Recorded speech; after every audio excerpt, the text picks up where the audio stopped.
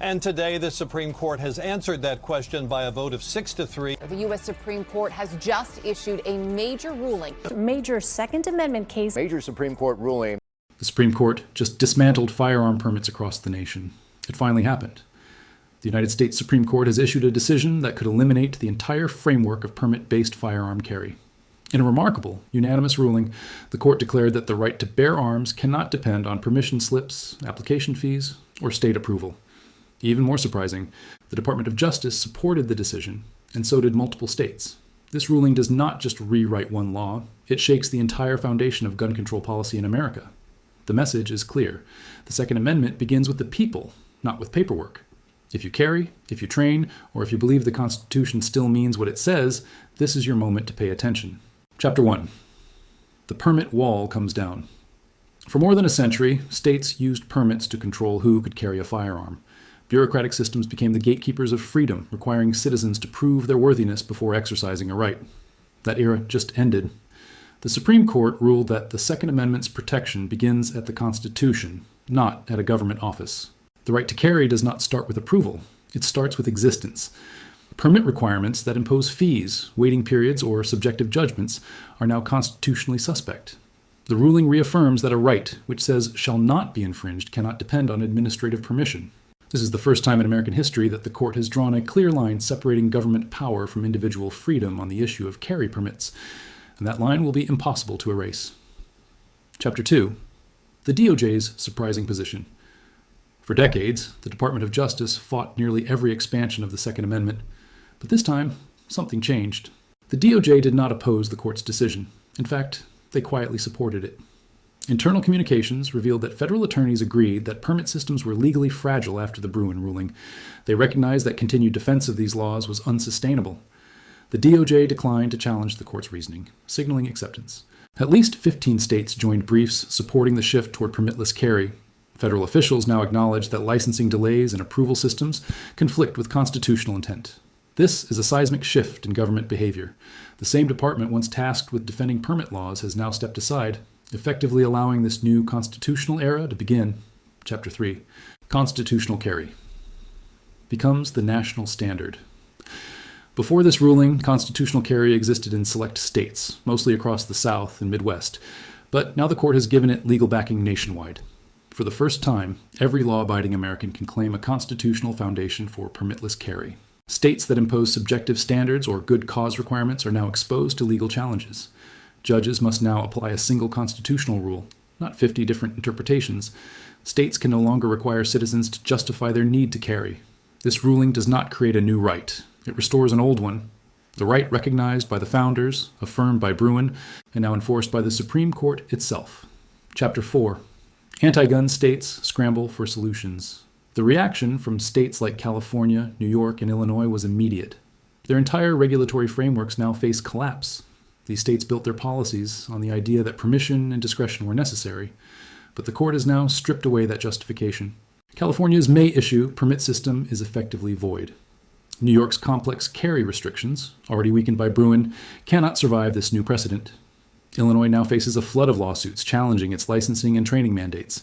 Gun rights organizations have already filed injunctions to suspend enforcement in several jurisdictions across the country. Sheriffs and state attorneys are being forced to choose between compliance and resistance. For gun owners, the tide has finally turned. Chapter 5. The permit industry. Crumbles behind every permit system is an entire industry, and that industry is now crumbling. From government application fees to certification programs, the economics of control are breaking apart. For decades, permits have generated billions in revenue. That stream of money is about to dry up. Permit application and renewal fees are already being canceled in several states. Training companies dependent on government certification contracts are reporting mass cancellations. State-run databases tracking licensed carriers are losing their legal foundation. This change is not just legal, it is financial. The system built on collecting fees for rights is collapsing under its own weight, and what replaces it will be something America has not seen in generations: true unlicensed freedom protected by law. Chapter 6. Pro-freedom states. Act. Quickly.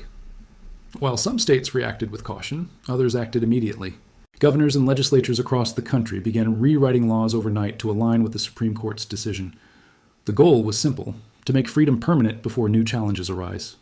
In Florida, the governor ordered the immediate removal of concealed carry permit requirements, calling it a return to the Constitution's original design.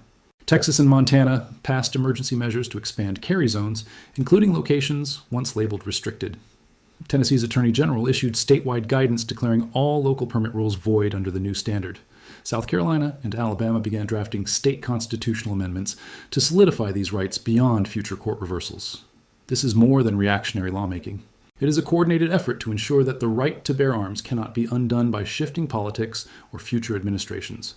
States are not just celebrating, they are securing the foundation of freedom for the next generation. Chapter 7, Law Enforcement in Legal Limbo. Behind the courtroom headlines lies a wave of confusion hitting police departments and sheriff's offices nationwide. Law enforcement officers are now navigating a world where old rules no longer apply and new guidance is still developing. Some departments continue to require permits despite the ruling, creating conflict with state attorneys general. Prosecutors in several states have already begun dropping cases related to permit violations to avoid civil lawsuits. In counties across Georgia, Idaho, and Arizona, sheriffs have publicly declared that permit checks are over. Police unions are requesting emergency clarification from state legislatures to prevent officers from being caught between new laws and outdated procedures.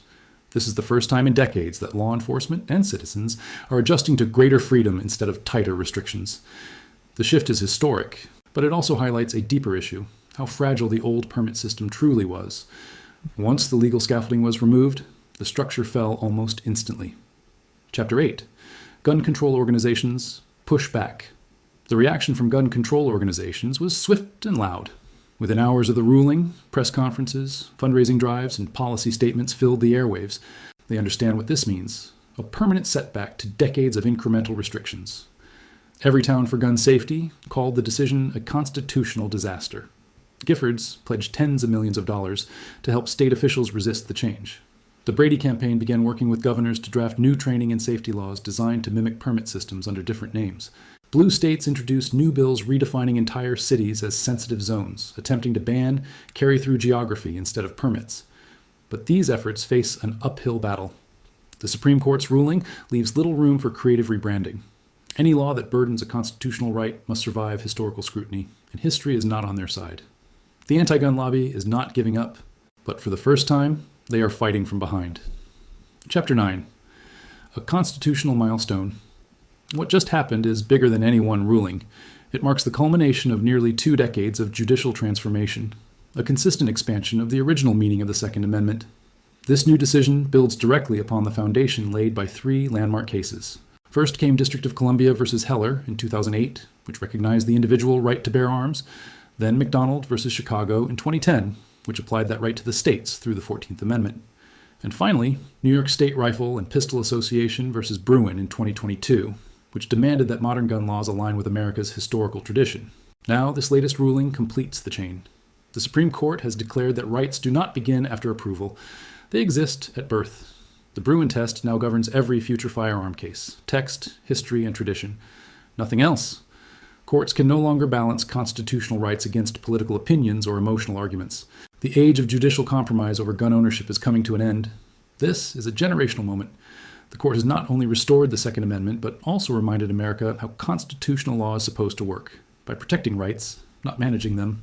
Chapter 10, The Battle Continues. Even after this groundbreaking ruling, the real fight is just beginning. The Supreme Court's decision has set a new national standard, but how each state interprets and applies it will determine how lasting this freedom truly becomes.